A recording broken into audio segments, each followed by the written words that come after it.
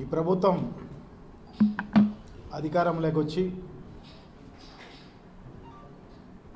దాదాపు 6-7 నెలల కాలం పూర్తి అయిపోయింది. ఇచ్చిన హామీలు ఒకటి అమలు చేయకుండా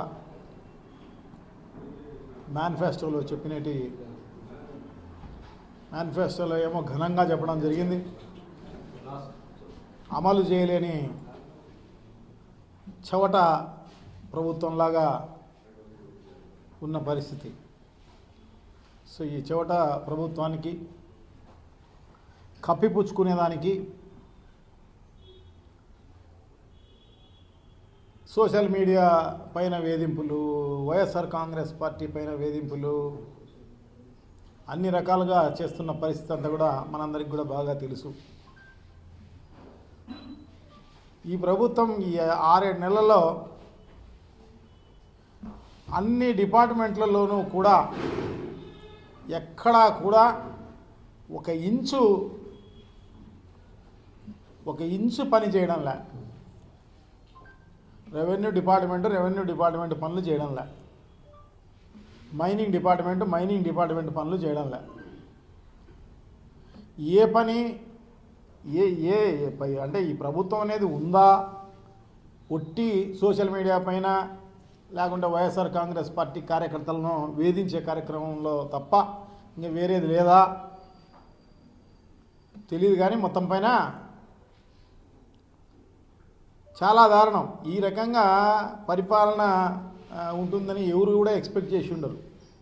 గతంలో చంద్రబాబు పరిపాలన చూసి ఉంటారు కానీ సో ఇప్పుడు మాత్రం అంత నిర్వీర్యమైన పరిపాలన, అంత దారుణమైన పరిపాలన, చేతగాని పరిపాలన, దుర్మార్గమైన పరిపాలన, అంత దారుణమైన పరిపాలన ఇప్పుడు సాగుతున్న పరిస్థితి తెలుస్తుంది.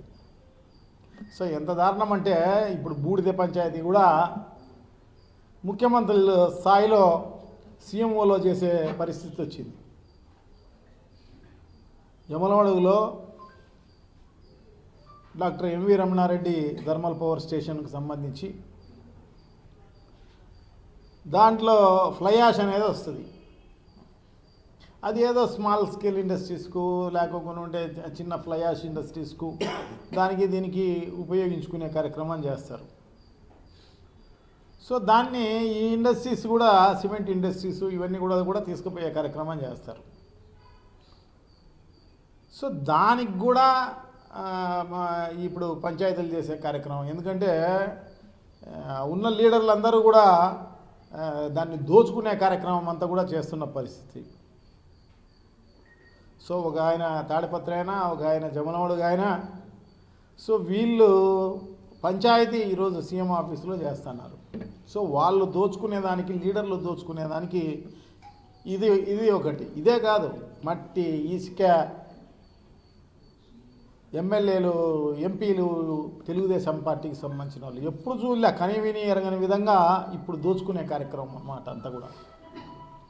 ఇసుక అయితే బెంగళూరుకు తరలి ఇచ్చేస్తున్నారు, బెంగళూరుకు, చెన్నైకి, పెద్ద సిటీలకంతా దోచుకుంటున్నారు. మట్టి దోచుకుంటున్నారు, ఇవి ఫ్లయాస్ దోచుకునే కార్యక్రమం. సో వాళ్ళ సొంత లాభానికి, సొంతంగా దోచుకునేదానికి వైషమ్యాలు వస్తే అంటే దాంట్లో కూడా మళ్ళీ పోటీ అన్నమాట. ఒకరు ఇంకొకరికి డబ్బులు ఇవ్వకుండా పోయే కార్యక్రమం అన్నమాట. సో దానికి ఇంకొకరు అడ్డుపడే కార్యక్రమం. సో దానికి అసలు ఈ వ్యవస్థ అనేది ఉందా, ప్రభుత్వం అనేది ఉందా, అధికారులు అనేవాళ్ళు ఏం చేస్తున్నారు? సో దాదాపు 5-6 రోజులుగా డిఎస్పీ అక్కడే ఉన్నాడు, మొత్తం జిల్లాలో ఉన్న సిఐలు అక్కడే ఉన్నారు, ఎస్ఐలు అక్కడే ఉన్నారు, పోలీసులు కొన్ని 100 మంది పోలీసులు ఉన్నారు. ఆ లా అండ్ ఆర్డర్ కంట్రోల్ చేసేదానికి ఎందుకు ఇంతమంది ఇన్ని రోజులు ఊరికి కాపలా కాసే కార్యక్రమం చేస్తున్నారు అంతే. ఒకరు వేరే జిల్లా నుంచే దండయాత్రకు వస్తే మరి లా అండ్ ఆర్డర్ అనేది ఉందా అనేది ఆలోచన చేసుకోవాలి మనం. మరి లోకల్ వీళ్ళు కట్టడి చేసే కార్యక్రమం చేయలేరా? సో దాన్ని ఇప్పుడు సీఎం ఆఫీస్లో పంచాయతీ చేసే కార్యక్రమం చేస్తాను అన్నమాట. అంటే వేరే ఈ ప్రజలకు సంబంధించిన సమస్యలు ఇవన్నీ మనకు పట్టే కార్యక్రమం లే అన్నమాట. సో ఇవన్నీ అన్నమాట. సో ఇది అదే కాదు, ఇప్పుడు రైతులకు సంబంధించి కూడా నిజంగా కూడా చాలా ఇబ్బందులు పాలైపోతున్నారు. రైతులకు సంబంధించి కరెక్ట్ టైంలో విత్తనాలు ఇవ్వడం లేదు, ఎరువులు ఇవ్వడం లేదు, ఏమీ సకాలంలో ఇచ్చిన పరిస్థితి లేదు. సో అదే కాకోకుండా ఇప్పుడు శ్రీశైలంకి సంబంధించి కూడా వాటర్ మొత్తము పవర్కు తయారు చేసుకునేదానికి తెలంగాణ ఒక పక్క, ఆంధ్రప్రదేశ్ ఒక పక్క. 35,000 క్యూసెక్కులు ప్రతిరోజు తెలంగాణ వాళ్ళు, ఈ పక్క ఆంధ్రాకి సంబంధించిన పవర్ ప్లాంట్లో దాంట్లో దాదాపు 28,000 క్యూసెక్కులు దాంట్లో వాడుకునే కార్యక్రమం చేసి కిందికి నీళ్ళు సముద్రం పాలు చేసే కార్యక్రమం చేస్తాను అన్నమాట. సో ఎందుకంటే ఇప్పుడు మామూలుగానే తుఫాన్లు వచ్చి ఖరీఫ్ అనేది మామూలుగానే ఎత్తిపోయిన పరిస్థితి అన్నమాట. రాష్ట్ర వ్యాపితంగా ఖరీఫ్ అనేది. సో ఇంకా రబీనే ఉండేది. జనరల్గా మామూలు రైతులందరూ కూడా రబీనే ఎక్కువగా పండించుకునే కార్యక్రమం చేస్తుంటారు. సో ఆ రబీలో ఏప్రిల్ వరకు కూడా నీళ్ళు అవసరం ఉంటుంది. సో మరి నీళ్ళు మరి రేపు సంవత్సరం వర్షాలు పడే పరిస్థితి ఏంటి? ఈ సంవత్సరమే బాగా లేటుగా నీళ్ళు వచ్చిన పరిస్థితి కృష్ణాకు. సో ఇప్పుడు 205 టీఎంసీలు ఉండాల్సింది మనకు ఇప్పుడు ఈ రోజుకు అదంతా కూడా 215 టీఎంసీలు ఉండాల్సింది ఈరోజు 124 టీఎంసీలు ఉన్నాయి నీళ్ళు. ఇంకొక నెలకో 2 నెలలకో 3 నెలలకో ఖాళీ అయిపోయే పరిస్థితి అన్నమాట. మళ్ళా నీళ్ళు వస్తాయో లేదో తెలీదు. అవి ఈ సంవత్సరమే లేటుగా వచ్చినాయి. అవి కూడా తుఫాన్లు పైన కర్ణాటక, మహారాష్ట్ర వర్షాలు పడి ఉంటే అవి కూడా వచ్చినాయి. సో ఆ నీళ్లను ఉపయోగించుకున్న పరిస్థితి లేదు. దాన్ని టీఆర్ఎంబీ వాళ్ళు అంటే మన కేఆర్ఎంబీ వాళ్ళు అంటే కృష్ణా రివర్ మెయింటెనెన్స్ బోర్డు వాళ్ళు గుర్తించి వాళ్ళు చెప్తున్నారు అన్నమాట. తెలంగాణ వాళ్ళు తీసుకుపోతున్నారు ఆపండి అని చెప్పేసి వాళ్ళు చెప్తున్నారు. ఇంక మన ఈ ప్రభుత్వానికి మరి దున్నపోతు పైన వానబడినట్టే ఉంది తప్ప దీనిపైన చలనం ఉన్న పరిస్థితి లేదు. సో తప్పకుండా పెద్ద ఎత్తున దానిపైన ప్రెజర్ ఇవ్వాల్సిన అవసరం ఉంది.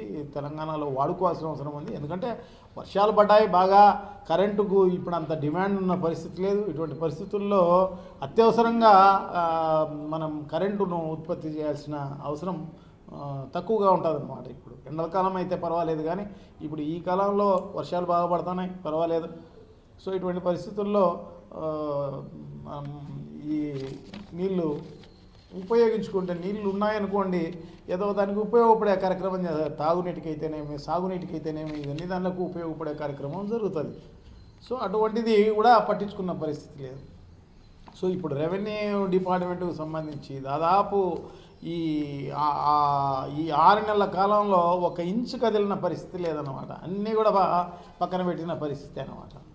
ఎందుకంటే ఆ సాఫ్ట్వేర్ కూడా అలౌ చేసే పరిస్థితి లేదు. ఈరోజు ఒక 10-1 అడంగలు కావాలన్నా, ఇంకోటి కావాలన్నా ఆ వెబ్సైట్ కూడా పనిచేసే పరిస్థితి లేదు. అదే కాకోకుండా మిగతా అన్ని డిపార్ట్మెంట్లు అట్లాగే ఉన్న పరిస్థితి. మైనింగ్ డిపార్ట్మెంట్లో అయితే 1 పర్మిట్ ఇచ్చిన పరిస్థితి లేదు. ఈ 7 నెలల కాలంలో 1 పర్మిట్ ఇచ్చిన పరిస్థితి లేదు.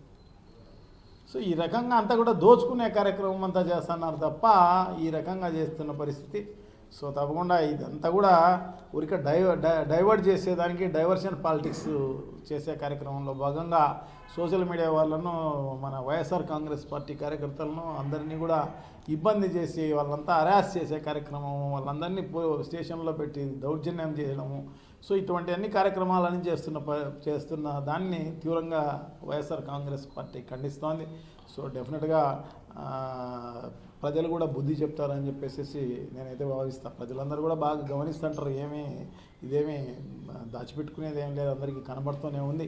సో డెఫినెట్గా బుద్ధి చెప్పే కార్యక్రమం చేస్తారని చెప్పేసి తెలియజేసుకుంటాను. ఎందుకంటే ఈ పనికిరాని ప్రభుత్వం, ఈ దుర్మార్గమైన ప్రభుత్వం, ఇది చేతగాని ప్రభుత్వం నిజంగా తెలిసి ఇది చేయకోకుండా ఉన్నారో లేకోకుండా ఉంటే ఏమని వాళ్ళ ఆలోచన ఉందో కానీ మొత్తం పైన ఒక చేతులుడిగిన ప్రభుత్వం లాగానే ప్రజలకు కనబడుతుంది అన్నమాట. సో డెఫినెట్గా దీనికి బుద్ధి చెప్పే కార్యక్రమం తప్పకుండా జరుగుతుందని చెప్పి తెలియజేస్తున్నాను. Thank you.